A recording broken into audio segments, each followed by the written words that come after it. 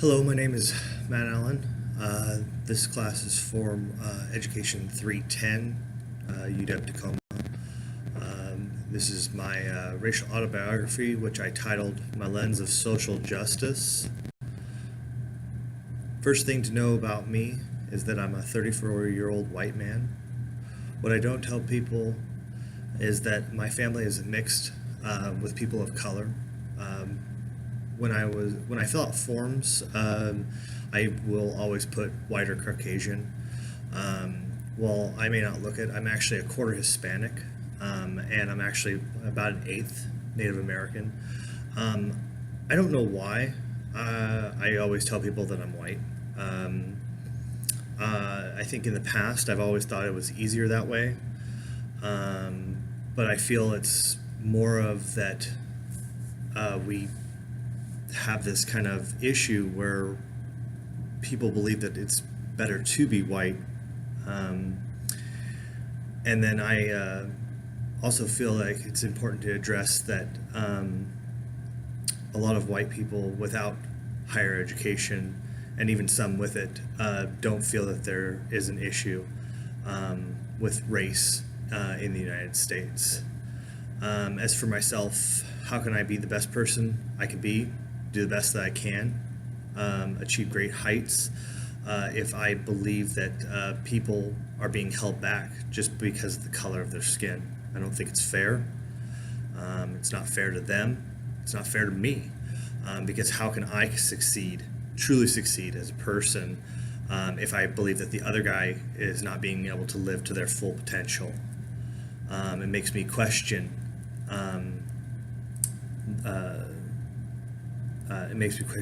why am I benefited just because I'm born white. The first of critical race theory and its core principles is the centrality of race and racism in society. I believe this is a good place for me to take a moment on what I have learned about race within myself and my community. I also want to be more active in challenging the dominant ideology, not just to help my fellow man, but because I know that there is an issue when it comes to race.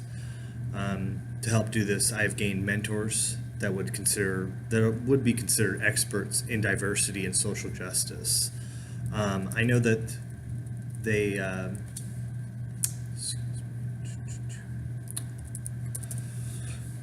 I know that I will make mistakes in the future, and with the help of others and having a better understanding of different cultures, I will be able to be more understanding to people. During my second year of college, I was approached by the student government of my last school.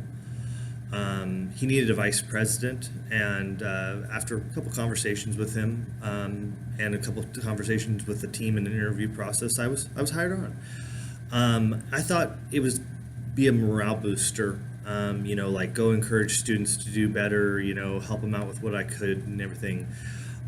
What I didn't realize was that we were actually going to learn a lot about the social indifferences within the community, the state, and even the country. I began to have larger conversations with the administration of Olympic College, but it was the diversity conferences that I attended that really began to open my eyes. One time of a diversity conference, the keynote speaker showed a picture, and it was models for the 2014 Miss America competition. And when I first looked at it, I was just like, it's just a bunch of pretty girls taking and posing for a picture. And then she says, "What's wrong with this picture?" And I wasn't able to answer, but the president of the student government, he was like, "There's no women of color."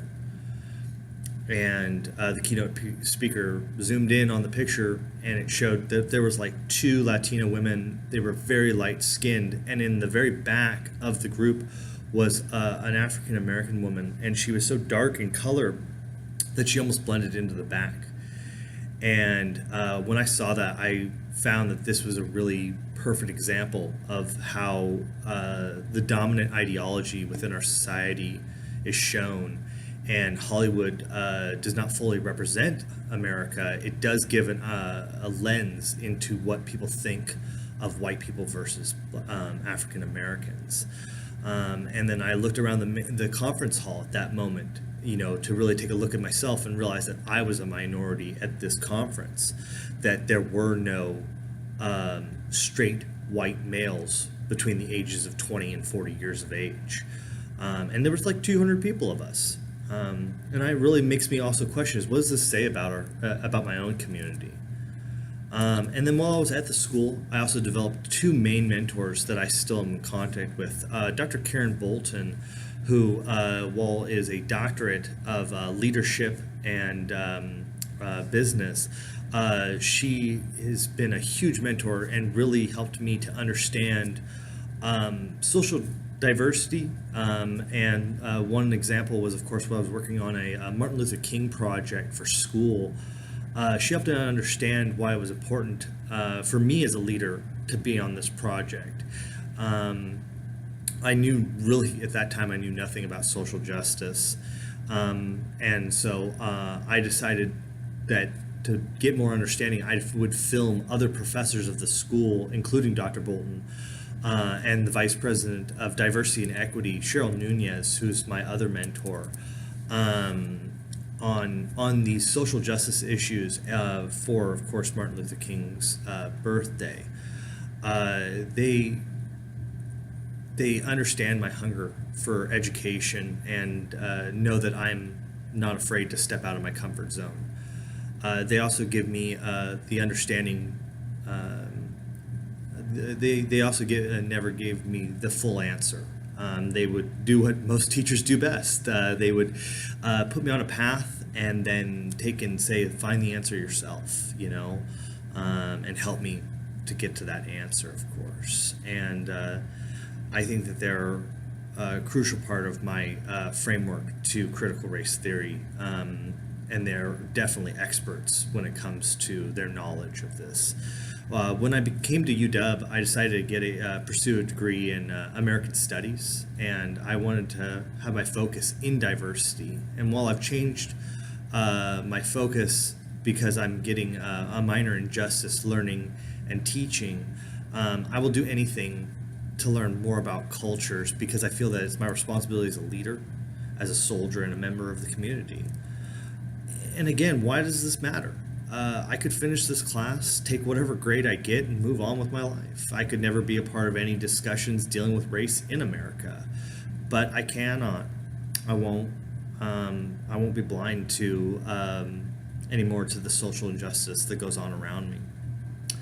As we've discussed in previous classes, people, especially children, tend to relate with teachers that they find similarities in. I want to be an ally to those who have been treated unfairly today, tomorrow, and begin to understand what I'm seeing more in America and help to try to bring change to that. I may not fully understand the differences between myself and others around me from different backgrounds. Also, I hope to get a better understanding of a crucial, part of a critical race theory to make sure I don't become ignorant while furthering my education, using the tools and techniques, developing mentorships to broaden my horizon, to understand about the history of this country, big and small, and not only to be a part of the change, but to also be a leader in social justice. Is how I want to live my life. I do this because I want to be the best version of myself, and I don't want to feel like I'm that while the other person still has that one hand tied behind their back. I was asked why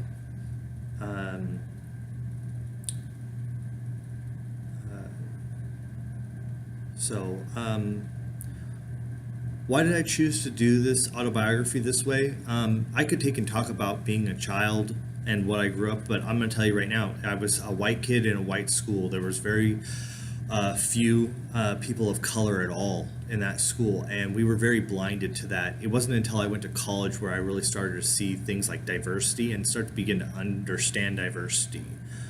If I could go back and talk to my younger self, I've actually talked about this with my family a lot, especially my mother.